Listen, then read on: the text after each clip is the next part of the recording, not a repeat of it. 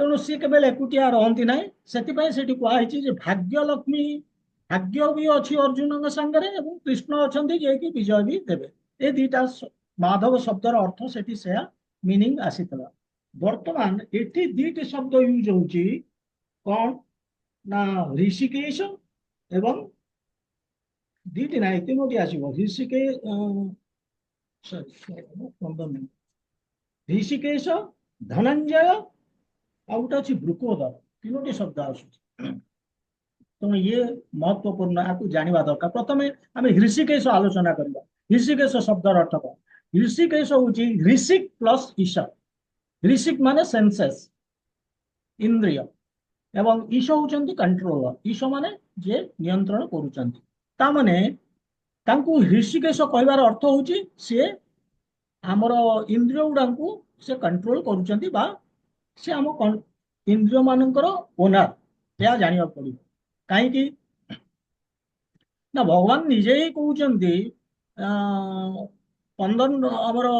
15 ଅଧ୍ୟାୟର 7 number ଶ୍ଲୋକରେ କହିବି ଯେ ମମୈବାଂଶ ଜୀବ ଲୋକେ ଜୀବଭୂତ ସନାତନ। ତାପରେ ଆମେ ଯିବାନି, ଏ ଗୋଟେ ଲାଇନ ଇମ୍ପୋର୍ଟାଣ୍ଟ। କାହିଁକି ନା ଏଇଠି କହୁଛନ୍ତି ତମମାନେ ହଉଛ ମୋର ଏକମାତ୍ର ଅଂଶ, you are part and parcel, my part and parcel ବୋଲି ସେ କହୁଛନ୍ତି।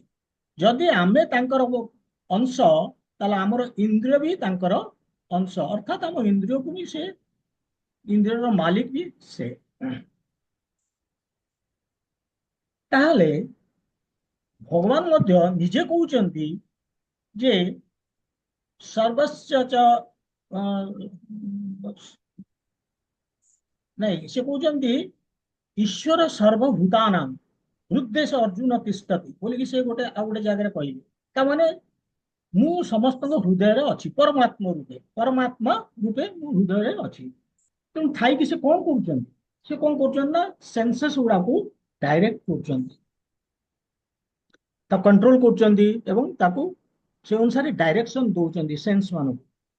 ତାହେଲେ କଣ ସବୁ ଜୀବଙ୍କର ସେ ଡାଇରେକ୍ଟ କରୁଛନ୍ତି? ଏଇଟା ବି ଗୋଟେ ପ୍ରଶ୍ନ। କାହିଁକି ନା ଯଦି କରୁଛନ୍ତି ତାହେଲେ ବହୁତ ଲୋକ ଅଛନ୍ତି ଆମ ଭିତରେ ଚୋରି କରୁଛନ୍ତି, ବହୁତ ଲୋକ ଅଛନ୍ତି ଯିଏ ନେଇକି ମାନେ ବୁଚର, ସେମାନେ ହାଣି ଦଉଛନ୍ତି, କାଟି ଦଉଛନ୍ତି ଛେଳି କୁକୁଡା।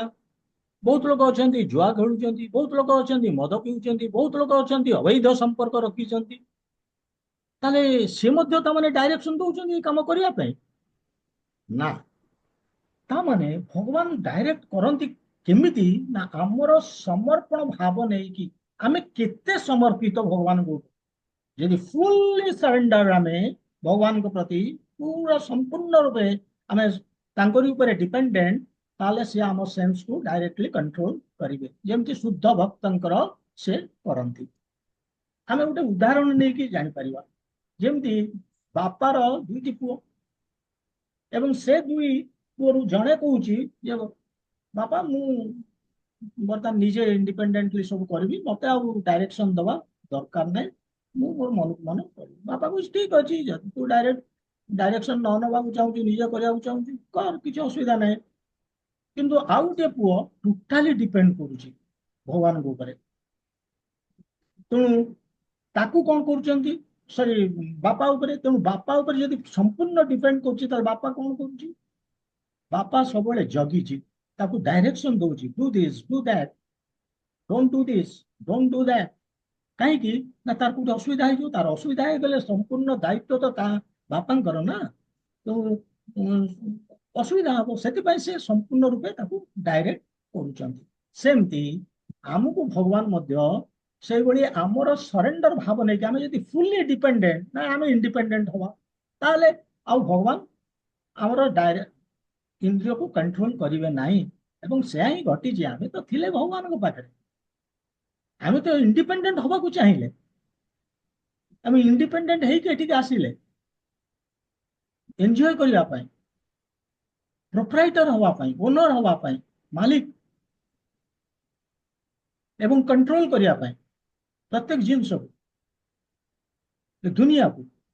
ତେଣୁ ତିନୋଟି ଜିନିଷ ପାଇଁ ଆମେ ଆସିଛେ, ଯୋଉ ତିନୋଟିକି ଆମେ ନୁହେଁ ଭଗବାନ, ସେଥିପାଇଁ ଭଗବାନ କହୁଛନ୍ତି ଠିକ ଅଛି, ତୁ ଯଦି ଇଣ୍ଡିପେଣ୍ଡେଣ୍ଟ ହବାକୁ ହଉଛୁ ଠିକ ଅଛି, ତେଣୁ ଆମର ସମର୍ପଣ ଭାବ ନାହିଁ। ଏ ହେଲା ପ୍ରଥମ କଥା।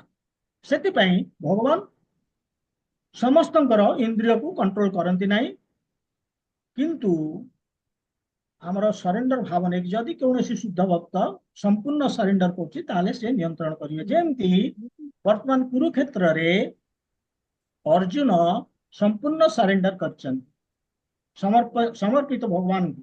ସେଥିପାଇଁ ସେ ତାଙ୍କର ଦିବ୍ୟ ସେନ୍ସକୁ ନେଇଛନ୍ତି କଣ୍ଟ୍ରୋଲରେ, ଏବଂ ସେ ତାଙ୍କୁ ଡାଇରେକ୍ସନ ଦଉଛନ୍ତି। ତାଙ୍କର କାହିଁକି ଦିବ୍ୟ ଇନ୍ଦ୍ରିୟ କୁହାହଉଛି? କାରଣ ତାଙ୍କର ଏ ତିନୋଟି ଗୁଣ ନାହିଁ। I am enjoyer, I am proprietor, I am controller, ଏ ତିନିଟା ତାଙ୍କର ନାହିଁ। କାରଣ ସେ ଜାଣୁଛନ୍ତି ଏ ତିନିଟା କହୁଛନ୍ତି ଭଗବାନ, ଆମେ ହଉଛେ ତାଙ୍କର ସେବକ। ସେଥିପାଇଁ ତାଙ୍କର ସେନ୍ସ ଗୁଡ଼ିକ ଦିବ୍ୟ, ଆଉ ସେଇ କେସରେ ଭଗବାନ ଡାଇରେକ୍ସନ ଦିଅନ୍ତି। ଏ ହୃଷିକେଶ ଶବ୍ଦର ମିନିଂ ଏଠି ଏଇଭଳିଆ ଆସୁଛି। ଏବଂ ଆମେ ଦେଖିବା ବି ଯେତେ ଆଗକୁ ଆଗକୁ ବଢିବା, ଭଗବାନ ସବୁବେଳେ ଏଇ ଗୀତାରେ କହୁଥିବେ ଅର୍ଜୁନଙ୍କୁ, don't do this, don't do that, do this, do that, ଏମିତି ସେ ଇନଷ୍ଟ୍ରକ୍ସନ ଦଉଥିବେ ଅନେକ। କାରଣ ତାଙ୍କର ଇନ୍ଦ୍ରିୟକୁ ସେ କଣ୍ଟ୍ରୋଲ କରିବେ ଏବଂ ଏଇଭଳି ଇନଷ୍ଟ୍ରକ୍ସନ ଦେବେ। ତେଣୁ ଇଏ ଗୋଟିଏ ଆମେ ଦେଖିଲେ ଋଷିକେଶ। ଏମିତି ଭଗବାନଙ୍କର ବହୁତ ନାମ ଅଛି। ଯେମିତି ଆମେ ପୂର୍ବ ଶ୍ଲୋକରେ ଦେଖିଲେ ମାଧବ, ତାର ମିନିଂ ତ ଆମେ ଅଲରେଡି ଏକ୍ସପ୍ଲେନ କରିସାରିଲେଣି। ମାଧବ ଦେଖିଲେ ଏମିତି ବହୁତ ଅଛି। ଧରନ୍ତୁ କେଶବ, କେଶୀ ବୋଲିକି ଜଣେ ଅସୁର ତାକୁ ମାରିଥିଲେ ବୋଲିକି ତାଙ୍କ ନା କେଶବ। ମଧୁସୂଦନ, ମଧୁ ବୋଲିକି ଗୋଟେ ଡେମନ ଅସୁର ତାକୁ ମାରିଥିଲେ, ତେଣୁ ମଧୁସୂଦନ। ହରିସୂଦନ, ସବୁ ଶତ୍ରୁଙ୍କୁ ସେ ବିନାଶ କରନ୍ତି, ସେଥିପାଇଁ ହରିସୂଦନ।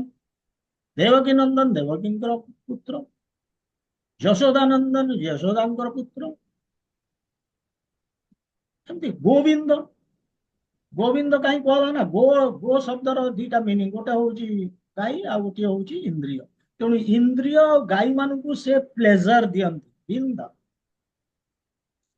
ଗାଈ ମାନଙ୍କୁ ଦିଅନ୍ତି ପ୍ଲେଜର। ଏବଂ ସେଥିପାଇଁ ତ ସେ ଗାଈ ତାଙ୍କର ଥିଲେ, ଗୋପାଳ ଥିଲେ ଯେତେବେଳେ ବୃନ୍ଦାବନରେ ଥିଲେ। ଏବଂ ଇନ୍ଦ୍ରିୟ ମାନଙ୍କୁ ମଧ୍ୟ ସେ ପ୍ଲେଜର ଦିଅନ୍ତି, ଆମର ଇନ୍ଦ୍ରିୟ ମାନଙ୍କୁ। ସେଥିପାଇଁ ତାଙ୍କ ନାଁ ଗୋବିନ୍ଦ। ଏଇଭଳି ବିଭିନ୍ନ ନାଁ ଅଛି। ଏଠି ଆଉ ଗୋଟିଏ ଶବ୍ଦ ବ୍ୟବହାର ହେଇଛି, ଧନଞ୍ଜୟ। ଏବଂ ସିଏ ତାଙ୍କର ଦେବଦତ୍ତ ଶଙ୍ଖ, ଯୋଉ ଶଙ୍ଖ ବଜାଇଥିଲେ ସେଇଟା ତା ନାଁ ହଉଛି ଦେବଦତ୍ତ। ଧନଞ୍ଜୟ କାହିଁ କୁହାଗଲା ତାଙ୍କୁ? କାହିଁକି ନା ଯୁଧିଷ୍ଠିର ଯେତେବେଳେ ବିଭିନ୍ନ ଯଜ୍ଞ କରୁଥିଲେ, ସେ ଯଜ୍ଞରେ ବହୁତ ଧନ ସମ୍ପତ୍ତି ଦରକାର ଥିଲା। ଏଇ ଅର୍ଜୁନଙ୍କୁ ସେ ଦାୟିତ୍ୱ ଦେଇଥିଲେ, ସେ ଯାଉଥିଲେ ବିଭିନ୍ନ ରାଜ୍ୟ ଜୟ କରୁଥିଲେ, ଧନ ସମ୍ପତ୍ତି ଆଣୁଥିଲେ, ତାଙ୍କ ଭାଇଙ୍କୁ ଦେଇ ଦଉଥିଲେ। ବହୁତ ଧନ ସମ୍ପତ୍ତି ଅର୍ଜନ କରିକି ରୋଜଗାର କରିକି ସେ ଆସୁଥିଲେ। ତେଣୁ ତାଙ୍କ ନାଁ ସେଥିପାଇଁ ଧନଞ୍ଜୟ। ତାକୁ କିଏ ଭୀଷ୍ମ, କରିକି ଦେଇଛି? ଭୀଷ୍ମ, ସରି ଗୋଟେ ମିନିଟ। ତରକାରୀ, ଏତେ ତରକାରୀ ଦେଇଛି ତା ବୋହୂ। ବୋହୂ ଅଛି ତ, ବୋହୂ ଖାଇବାକୁ କିଏ ଦେଇଛି? କାହିଁକି ତରକାରୀ ତତେ ଅଛି ଦେଲା? ଡିଷ୍ଟର୍ବାନ୍ସ ହେଲା।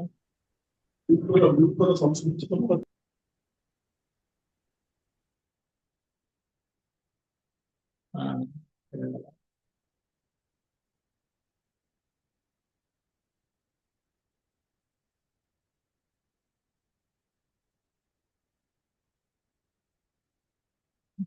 ଅନମ୍ୟୁଟ କରିବେନି, ମୁଁ ଯେତେବେଳେ କହୁଥିଲି ଯେତେବେଳେ ଦରକାର ହବ ଅନମ୍ୟୁଟ କରିବେ, ମ୍ୟୁଟ କରିକି ରଖିଥିବେ। ତେବେ ଆମେ ଦେଖିଲେ ଧନଞ୍ଜୟ ମାନେ ଅର୍ଜୁନ, ସେ ଦେବଦତ୍ତ ଶଙ୍ଖ ବଜାଇଲେ। ଏବଂ ଧନଞ୍ଜୟର ମିନିଂ ଆମେ ଜାଣିଲେ। ପାଞ୍ଚଜନ୍ୟ ଶଙ୍ଖ ଯୋଉଟା ବାଜିଲା ସେଟା ହଉଛି ଭଗବାନ ଶ୍ରୀକୃଷ୍ଣଙ୍କର।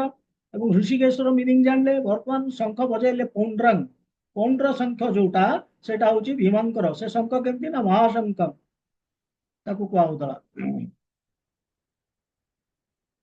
ମହାଶଙ୍ଖ ମାନେ ଅତି ଭୟଙ୍କର ଶଙ୍ଖ।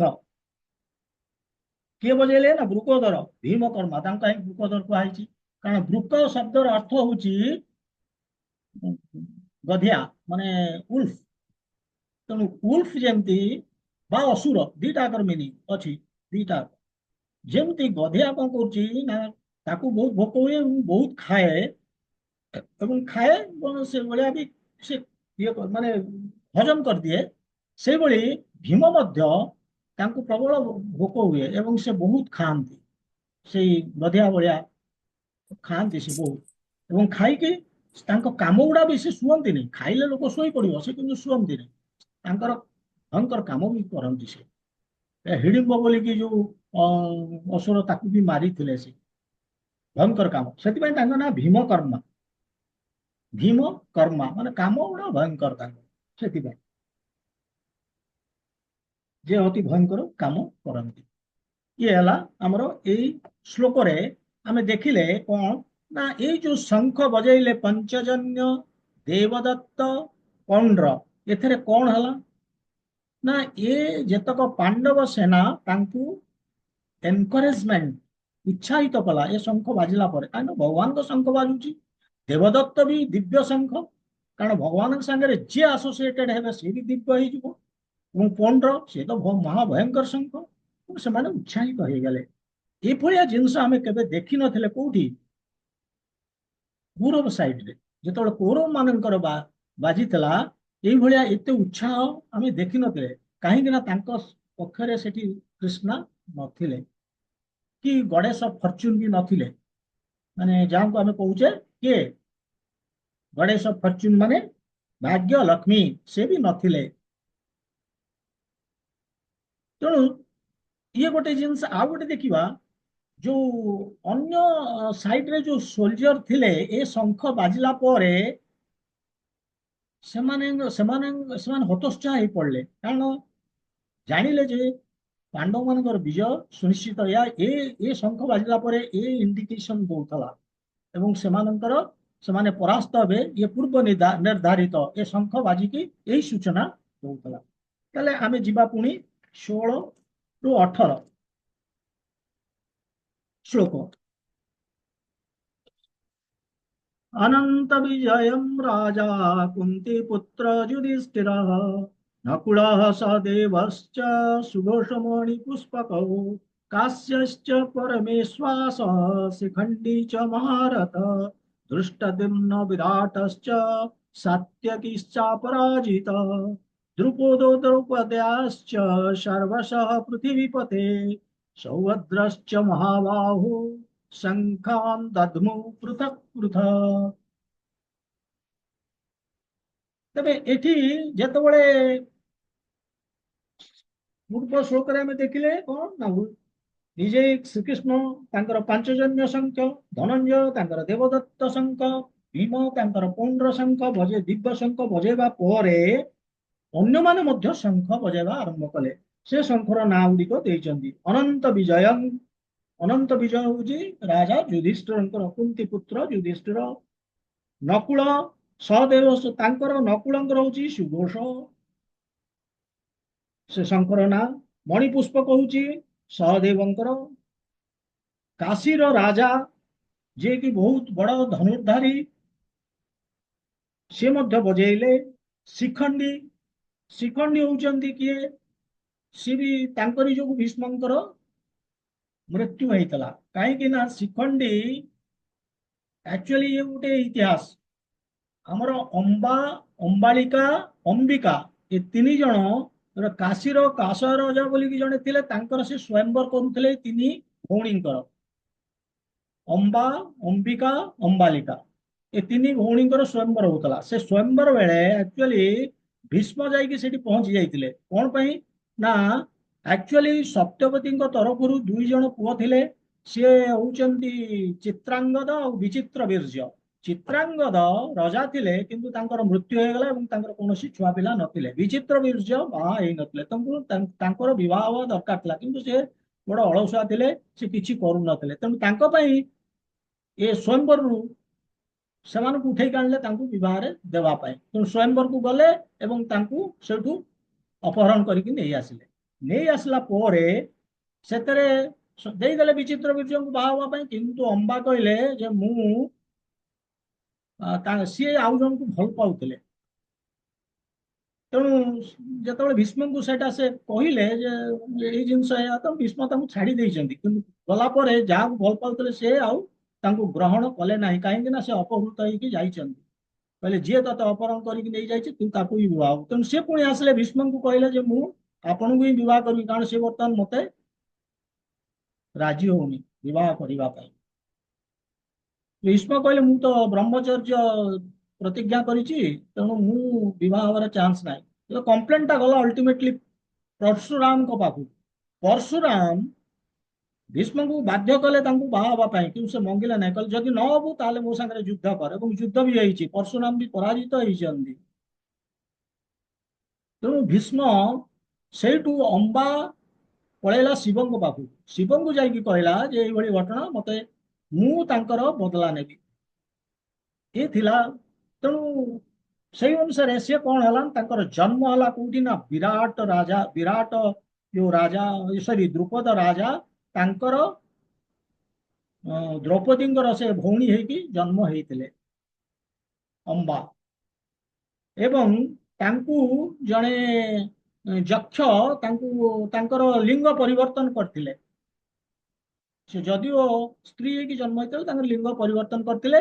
ଏବଂ ତାଙ୍କୁ ନେଇକି ଛିଡା କରିଦିଆ ହେଇଥିଲା କୋଉଠି ନା ଭୀଷ୍ମଙ୍କ ଆଗରେ। ଏବଂ ଭୀଷ୍ମ ପ୍ରତିଜ୍ଞା କରିଥିଲେ କୌଣସି ଝିଅର ରୂପ ମୋ ସାମ୍ନାରେ ହଉ ବା ଝିଅର ନାମଧାରୀ କୌଣସି ଲୋକ ଯଦି ମୋ ସାମ୍ନାରେ ଠିଆ ହବ, ମୁଁ ଅସ୍ତ୍ର ଉତ୍ତୋଳନ କରିବି ନାହିଁ। କିନ୍ତୁ ଶିଖଣ୍ଡୀକୁ ଛିଡା କରିଦେଲା ପରେ ଭୀଷ୍ମ ସିଏ ଯୁଦ୍ଧ କରିନାହାନ୍ତି। ସେମିତି ସେଇ ସମୟରେ ଅର୍ଜୁନ ତାଙ୍କୁ ମାରିଥିଲେ। ଇଏ ହଉଛି ଶିଖଣ୍ଡୀ, ସେଇ ମହାରଥ ଶିଖଣ୍ଡୀ ମହାରଥ, ଏଠି ତାଙ୍କ ନାଁ ନିଆ ହେଇଛି। ଦୃଷ୍ଟଦ୍ୟୁମ୍ନ ଆମେ ଅଲରେଡି ଡିସ୍କସନ କରିଛେ, କିଏ ଦୃଷ୍ଟଦ୍ୟୁମ୍ନ କିଏ, ଯିଏକି ଜନ୍ମ ହେଇଥିଲେ ସେଇ ଯଜ୍ଞରୁ ପ୍ରତିଶୋଧ ନେବା ପାଇଁ ଦ୍ରୋଣାଚାର୍ଯ୍ୟଙ୍କର, ଦ୍ରୁପଦଙ୍କର ପୁତ୍ର। ଏବଂ ଦ୍ରୁପଦଙ୍କର ଯୋଉ ଦ୍ରୁପଦ ଚାହିଁଥିଲେ ତାଙ୍କର ପ୍ରତିଶୋଧ ନେବା ପାଇଁ, ତାର ଦ୍ରୋଣଙ୍କର ଅପମାନ ଯୋଉ ଦେଇଥିଲେ, ସେ ପ୍ରତିଶୋଧ ନେବା ପାଇଁ ତାଙ୍କୁ ଜନ୍ମ ଦେଇଥିଲେ ଦୃଷ୍ଟଦ୍ୟୁମ୍ନଙ୍କୁ। ଆମେ ଜାଣିଛେ ସେ ଇତିହାସ। ସାତ୍ୟକୀ, ସାତ୍ୟକୀ ହଉଛନ୍ତି ସେଇ ବୃଷ୍ଣି ବଂଶର, ସେ ଅର୍ଜୁନଙ୍କର ହଉଛନ୍ତି ଡିସାଇପଲ, ସେ ବଡ ଧାର୍ମିକ ଲୋକ। ଏବଂ ସେ କୃଷ୍ଣଙ୍କର ସାରଥୀ ଥିଲେ, ରଥର ସାରଥୀ ସେ ଥିଲେ। ସିଏ ପାଣ୍ଡବ ମାନଙ୍କ ପକ୍ଷରେ ଯୁଦ୍ଧ କରୁଥିଲେ। ତାଙ୍କର ଅନ୍ୟ ନାମ ଯୁଯୁଧାନ ବୋଲିକି ଆମେ 4 ନମ୍ବର ଶ୍ଲୋକରେ ପଢିକି ଆସିଥିଲେ। ସିଏ ଅଛନ୍ତି, ସିଏ ଅପରାଜିତ, ମାନେ କେବେ ହେଲେ ତାଙ୍କୁ କେହି ହରେଇ ନାହାନ୍ତି, ପରାସ୍ତ କରିନାହାନ୍ତି। ଦ୍ରୁପଦ, ଦ୍ରୌପଦାଶ୍ଚ, ଦ୍ରୁପଦ ବୋଲେ ଦ୍ରୁପଦ ମାନେ ଦ୍ରୁପଦ ଆମେ ଜାଣିଛେ ଦ୍ରୁପଦ କିଏ ଏବଂ କଣ ହେଇଥିଲା, ଆମେ ସବୁ ତା ପୂର୍ବ ଶ୍ଲୋକରୁ ଆମେ ତାଙ୍କ ବିଷୟରେ ଡିସ୍କସନ କରିଛେ। ଦ୍ରୌପଦାଶ୍ଚ, ଦ୍ରୌପଦାଶ୍ଚ ମାନେ ଦ୍ରୌପଦୀଙ୍କର ପୁତ୍ର ମାନେ, ତାଙ୍କର 5 ଜଣ ପୁତ୍ର ଥିଲେ।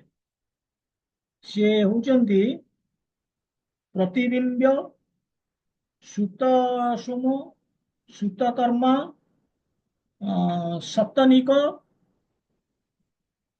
ସୁତସେନ, ଏଇଭଳି 5 ଜଣ ଥିଲେ। ପ୍ରତିବିମ୍ବ, ସୁତସମ, ସୁତକର୍ମ, ସତନିକ, ସୁତସେନ, 5 ଜଣ ତାଙ୍କର ପୁଅ। ସେମାନଙ୍କ ନାଁ ବି ଏଠି ନିଆଯାଇଛି। ଏଇମାନେ ହଉଛନ୍ତି ସବୁ ବଡ ବଡ ମହାରଥୀ ବି। ସାର୍ବାସ,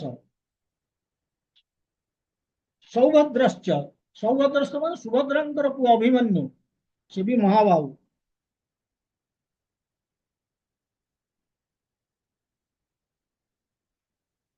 ଶଙ୍ଖାନ ଦଧ୍ମୁ, ସେଇମାନଙ୍କର ଶଙ୍ଖ ବାଜିବା ଆରମ୍ଭ ହେଲା। କେମିତି? ପୃଥକ ପୃଥକ, ପୃଥକ ପୃଥକ ମାନେ ଜଣକ ପରେ ଜଣେ, ଜଣକ ପରେ ଜଣେ, ପୁରା ସିରିଜ ବାଜିବା ଆରମ୍ଭ ହେଲା। ଏହା ଦେଇଛି 16ରୁ 18ରେ। କିନ୍ତୁ ଏଇଠି ଗୋଟେ ଶବ୍ଦ ସେମାନେ ବ୍ୟବହାର କରିଛନ୍ତି, ପୃଥିବୀ ପତେ।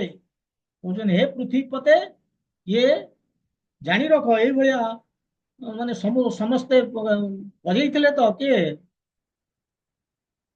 କୃଷ୍ଣ ଏବଂ ଭୀମ, ଅର୍ଜୁନ, ଏମାନଙ୍କର ଶଙ୍ଖ, ଦିବ୍ୟ ଶଙ୍ଖ ବାଜିଥିଲା। ତାପରେ କିନ୍ତୁ ଯେତେ ମହାରଥୀ ଅଛନ୍ତି ସେମାନେ ମଧ୍ୟ ଶଙ୍ଖ ବଜେଇଲେ, ହେ ପୃଥିବୀ ପତେ। ଇଏ ବି ଟିକେ ସାର୍କାଷ୍ଟିକାଲ, ଯଦିଓ ତାର ମିନିଂ ହଉଛି ହଁ ପୃଥିବୀର ରାଜା ହଉଛନ୍ତି ଧୃତରାଷ୍ଟ୍ର ଏବଂ ତାଙ୍କୁ ସେ ପ୍ରଶଂସା କରି କହୁଛନ୍ତି। କିନ୍ତୁ ଏଥିରେ ବି ଟିକେ ଅଛି କଣ ନା ସାର୍କାଷ୍ଟିକାଲ। ଏଟା ସେ କାହିଁକି ସାର୍କାଷ୍ଟିକାଲ ନା, ସେ କହୁଛନ୍ତି ଦେଖ ତମେ ହିଁ ହଉଛ, ତମରି ଛଳ କପଟ ନୀତି ଯୋଗୁ, ତମର ଷଡଯନ୍ତ୍ର ନୀତି ଯୋଗୁ, ନକାରାତ୍ମକ ମନୋଭାବ ଯୋଗୁ ଆଜି ଏ ଯୁଦ୍ଧ ହଉଛି। ଏ ନକାରାତ୍ମକ ମନୋଭାବ କଣ ନା ମୋ ପୁଅ ରଜା ହବ ଦୁର୍ଯ୍ୟୋଧନ। ପାଣ୍ଡବ ମାନେ ରାଜ୍ୟରେ ରହିବେ ନାହିଁ, ତାଙ୍କୁ କୌଣସି ମତେ ବାହାର କରାଯିବ, ଇଏ ହଉଛି ନକାରାତ୍ମକ ଭାବନା। ତେଣୁ ଯାହା ଫଳରେ ଆଜି ଏ ଯୁଦ୍ଧ ହବାକୁ ଯାଉଛି। ଏବଂ ଏଇ ଯୁଦ୍ଧରେ କଣ ହବ ନା ଭୀଷ୍ମଙ୍କଠୁ ଆରମ୍ଭ କରିକି ସବୁଠୁ ବୟୋଜ୍ୟେଷ୍ଠ ଅଭିମନ୍ୟୁ ପର୍ଯ୍ୟନ୍ତ ସମସ୍ତେ ଧରାଶାୟୀ ହେବେ।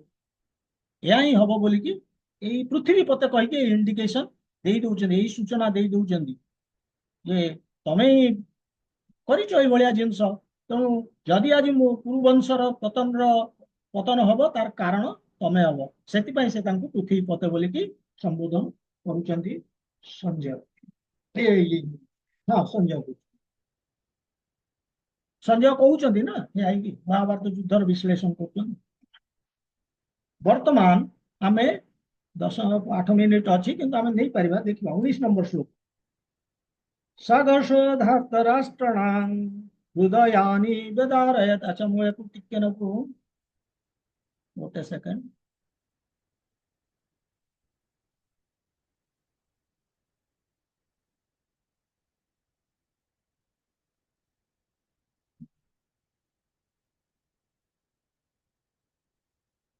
ସେୟାର କରିଦେବା।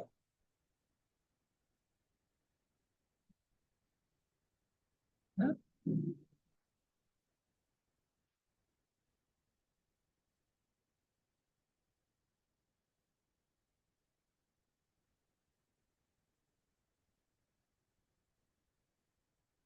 ଗୋଟେ ସେକେଣ୍ଡ। Yes.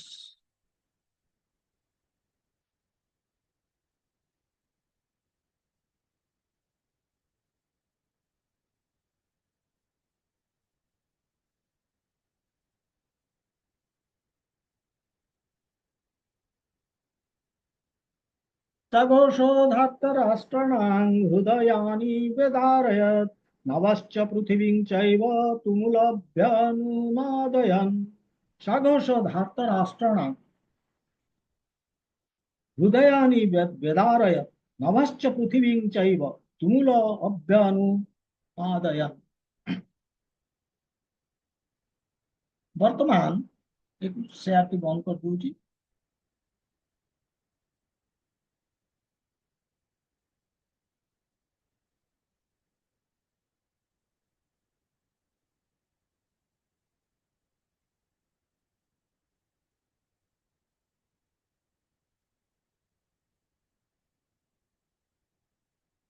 ତେଣୁ ଏଠି ଆମେ ଦେଖିଲେ ଯେ କୌରବ ମାନେ ତାଙ୍କର ପୂର୍ବରୁ ଦେଖିଲେ କୌରବ ମାନେ ତାଙ୍କର ଶଙ୍ଖ ବଜାଇଲେ, ପାଣ୍ଡବ ମାନେ ତାଙ୍କ ଶଙ୍ଖ ବଜାଇଲେ, ଏବଂ ଆମେ ସବୁ ସେଗୁଡ଼ିକ ଶୁଣିଲେ।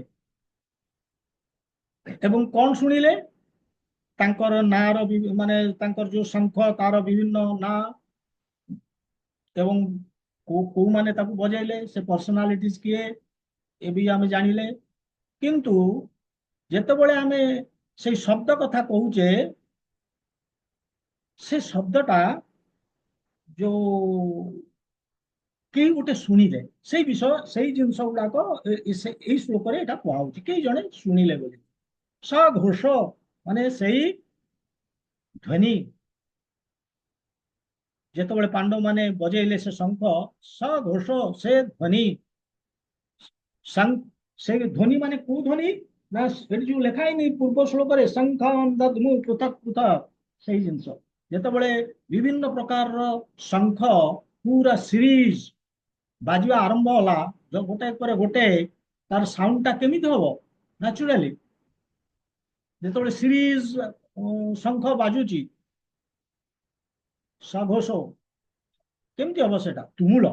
ସେଟା ତୁମୁଳ ବୋଲି କହିଛନ୍ତି, ମାନେ ପ୍ରକାଣ୍ଡ, ଭୟଙ୍କର, ଟ୍ୟୁମଲଚିୟସ୍। ଏବଂ ସେ ସାଉଣ୍ଡ କଣ ହଉଥିଲା ନା ପ୍ରତିଧ୍ୱନିତ ହଉଥିଲା। ଅଭ୍ୟନୁନାଦୟନ୍, ଅଭ୍ୟନୁନାଦୟନ୍, ସେଟା ପ୍ରତିଧ୍ୱନିତ ହଉଥିଲା କୋଉଠି? ନଭଶ୍ଚ ପୃଥିବୀ, ମାନେ ପୃଥିବୀ, ଧରତୀ ଏବଂ ଆକାଶ ଏଇଠି ପ୍ରତିଧ୍ୱନିତ ହଉଥିଲା। ଏଇ ଯୋଉ ଏଇ ପ୍ରକାଣ୍ଡ ଯୋଉ ଶଙ୍ଖ ଯୋଉ ବାଜୁଛି, ଏଇ ପ୍ରକାଣ୍ଡ ଧ୍ୱନି ଏ କମ୍ପନ ସୃଷ୍ଟି କରୁଥିଲା। ଆମେ ମାନେ ଏଇ କମ୍ପନ ସୃଷ୍ଟି କରୁଥିଲା ବୋଲି ଆମେ କାହିଁକି ଏଠି ଡିସ୍କସନ କରୁଛେ? କାରଣ ଏ ଶବ୍ଦ ଏତେ ପ୍ରକାଣ୍ଡ ଥିଲା ଯେ ଇଏ ଗୋଟେ ପ୍ରକାରର ପ୍ରଭାବ ପକେଇଲା କୌରବ ମାନଙ୍କ ପକ୍ଷରେ ତାର ଗୋଟେ ପ୍ରଭାବ ପଡିଲା। ସେଥିପାଇଁ ଲେଖା ହେଇଛି ଯେ ବେଦାରୟ ବିଦୀର୍ଣ୍ଣ କଲା, ଚିରି ଦେଲା। କଣଟା ଚିରି ଦେଲା ବା ବିଦୀର୍ଣ୍ଣ କଲା? ହୃଦୟାନି, ହୃଦୟକୁ। କାହାର ହୃଦୟ? ଧାତ ରାଷ୍ଟ୍ରଣ, ଧୃତରାଷ୍ଟ୍ରଙ୍କର ଅଭିମନ୍ୟୁ, ଦୁର୍ଯ୍ୟୋଧନ ସମେତ ସବୁ 100 ଭାଇଙ୍କର ହୃଦୟ ବିଦୀର୍ଣ୍ଣ କଲା। ଏଇ ଯୋଉ ଶଙ୍ଖ ପାଣ୍ଡବ ମାନଙ୍କର ବାଜିଲା, ଏ ଶଙ୍ଖ ନାଦରେ ତାଙ୍କ ହୃଦୟ ଫାଟିଲା, ହୃଦୟ ବିଦୀର୍ଣ୍ଣ କଲା, ଏଇଭଳି ବୋଲିକି ଏଠି କୁହାଯାଇଛି। ଯେତେବେଳେ ଭୀଷ୍ମ ଶଙ୍ଖ ବଜେଇଥିଲେ, ଦୁର୍ଯ୍ୟୋଧନ ଆନନ୍ଦ ଅନୁଭବ କରିଥିଲେ, କିନ୍ତୁ ସେ ଶଙ୍ଖ ଏବଂ ତାପରେ ମଧ୍ୟ ବିଭିନ୍ନ ପ୍ରକାରର ଶଙ୍ଖ କୌରବ ସାଇଡରୁ ବାଜିଥିଲା। ଭେରି, ତୁରୀ, ନାଗରା, ସିଙ୍ଗା, ଏମିତି ସବୁ ବିଭିନ୍ନ ପ୍ରକାରର ବାଜା ବାଜିଥିଲା। କିନ୍ତୁ ଏମିତି କୌଣସି ଶ୍ଲୋକ ନାହିଁ ଯୋଉ ଶ୍ଲୋକରେ ଏଇଟା କୁହାଯାଇଛି ଯେ କୌରବ ମାନଙ୍କର ଯୋଉ ଭଳିଆ ଶଙ୍ଖ ବାଜିଲା, ପାଣ୍ଡବ ମାନଙ୍କର ହୃଦୟ ବିଦୀର୍ଣ୍ଣ କଲା ବୋଲିକି, ତାଙ୍କ ହୃଦୟ ଫଟେଇଲା ବୋଲିକି ଏଭଳିଆ କୌଣସି ଶ୍ଲୋକ ନାହିଁ। କିନ୍ତୁ ଏଠି କୁହାହଉଛି ଯେ ପାଣ୍ଡବ ମାନଙ୍କର ଯୋଉ ବାଜିଲା ସେଇଟା ହୃଦୟ ବିଦୀର୍ଣ୍ଣ କଲା, ଫଟେଇଲା ବୋଲିକି ଏଠି କୁହାହଉଛି। କାହିଁକି ନା ପାଣ୍ଡବ ମାନେ ହଉଛନ୍ତି ଧାର୍ମିକ, ଏବଂ ବହୁତ ସବୁଠୁ ଇମ୍ପୋର୍ଟାଣ୍ଟ ହଉଛି ତାଙ୍କର କୃଷ୍ଣଙ୍କ ଉପରେ ବିଶ୍ୱାସ ଥିଲା, ଏବଂ ସେ କୃଷ୍ଣଙ୍କର ସାହାରା ନେଇଥିଲେ, ତାଙ୍କର ଆଶ୍ରୟ ନେଇଥିଲେ। ଯାହା କୃଷ୍ଣ କହୁଥିଲେ ସେଇ ଅନୁସାରେ ସେମାନେ ଚାଲୁଥିଲେ। ସେଥିପାଇଁ ସେମାନେ ଡିଷ୍ଟର୍ବ ନଥିଲେ, ତାଙ୍କର ଭୟ ନଥିଲା। ତେଣୁ ତାଙ୍କର ଯେତେବେଳେ କୌରବ ମାନେ ଯେତେବେଳେ ବଜେଇଲେ, ସେଥିପାଇଁ ତାଙ୍କର କିଛି ସେଥିରେ ଇମ୍ପାକ୍ଟ ପକେଇଲାନି। ଆଉ 2-3 ମିନିଟ୍ ଅଛି, କିନ୍ତୁ ଏ ଶ୍ଲୋକ ଆହୁରି ଆଲୋଚନା ହବ। ଏଥିରେ ବହୁତ ଜିନିଷ ଅଛି, ଆମେ ତାକୁ ଆଲୋଚନା କରିବା। ମାନେ ଏଠି ବର୍ତ୍ତମାନ ସମୟ ନାହିଁ, ଆଉ 2-3 ମିନିଟ୍ ଅଛି, ଆମର ବନ୍ଦ ହେଇଯିବ। ମୁଁ ପୁଣି ନେକ୍ସଟ କ୍ଲାସରେ ଏଇ 19 ଶ୍ଲୋକରୁ ଆରମ୍ଭ କରିବି। ନେକ୍ସଟ ଶ୍ଲୋକ 19ରୁ ଏଟାକୁ ଆହୁରି ଆଲୋଚନା କରିବାକୁ ଅଛି। ବହୁତ ଜିନିଷ ଆ ଭିତରେ ଅଛି, ଏଥିରେ ବହୁତ ଇନଷ୍ଟ୍ରକ୍ଟିଭ ଶ୍ଲୋକଟା, ଏ ଜିନିଷଟା। ଯଦିଓ ଆମର 1 ନମ୍ବର ଶ୍ଲୋକ ଖାଲି ଅର୍ଜୁନ ବିଷାଦ ଯୋଗ, ମାନେ ଖାଲି ଅର୍ଜୁନଙ୍କର ପ୍ରୋବ୍ଲେମ ଆସିବ ଭବିଷ୍ୟତ, ବର୍ତ୍ତମାନ ଦେଖିବା ଆଗକୁ ଯାଇକି, ଏବଂ ସେ ପ୍ରୋବ୍ଲେମକୁ କେମିତି ସମାଧାନ ଭଗବାନ କରିବେ, ସେ 2 ନମ୍ବରକୁ ଆରମ୍ଭ ହବ। ଏବଂ ଭଗବାନ ସେଇ ଅନୁସାରେ ଇନଷ୍ଟ୍ରକ୍ସନ ଦେଇ ଚାଲିବେ, ଶିକ୍ଷା ଦେଇ ଚାଲିବେ। ଇଏ ଆସିବ ଆମର ନେକ୍ସଟ ଇୟର। କିନ୍ତୁ ବର୍ତ୍ତମାନ ଆମେ ଏଇଠି ରହିବା, ସମୟ ହେଇଯାଇଛି, ଆଉ ବିରାମ ନବା, ଏବଂ ଆମେ ଆସିବା ନେକ୍ସଟ ବୁଧବାର ଦିନ ଏଇ 19 ନମ୍ବର ଶ୍ଲୋକକୁ ଆଉ ଥରେ ଆଲୋଚନା କରିବା। କାରଣ ଏଥିରେ ବହୁତ ଜିନିଷ ଅଛି, ଏଥିରେ ମୁଁ ଆଉ କରିପାରିବିନି, ଟାଇମ ନାହିଁ, ଆଉ 1 ମିନିଟ୍ ସମୟ ଅଛି। ଏଇଠି ରହିବା। धृतराज श्रीमद भगवद गीता की जय। श्रीला प्रभुपाद की जय। गौर भक्त वृंद की जय। हरे कृष्ण।